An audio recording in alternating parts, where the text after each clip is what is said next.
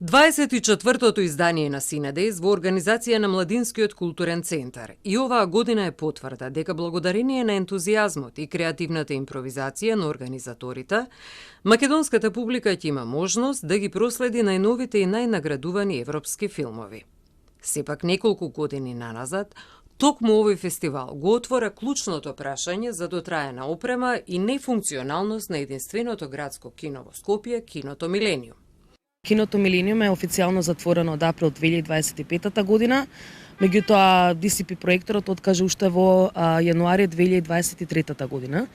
Макар се успеа во текот на целиот тој период пред официјално да затвори киното, да има некаква си кинодејност, колку да се одржи репертоарот, меѓутоа тоа беше во импровизирани услови за комплетно киното да го затвориме во април 2025 година. Така што Скопје како европска престола на културата нема градско кино.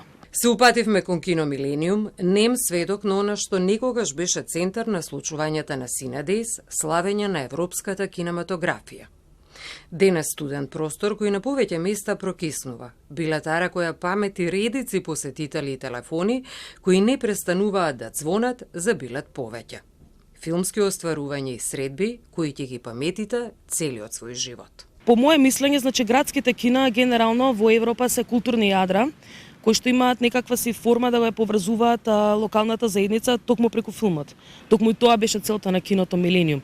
Со поевтин субвенциониран билет да може сите да погледнат филм, дури од американските холивудски блокбастери, но и од европските филмски достигнувања. Градоначалникот Ѓорѓиевски вели дека целосно ја разбира загриженоста за лошата наследена негрижа, додавајќи дека кино Милениум не е само објект, туку дел од културниот идентитет и колективната меморија на Скопје. Во програмата за 2026 година е јасно предвидено обнова, технички увид и детална проценка на состојбата на Милениум, со цел да се дефинираат најдобрите чекори за негова модернизација и повторно активирање.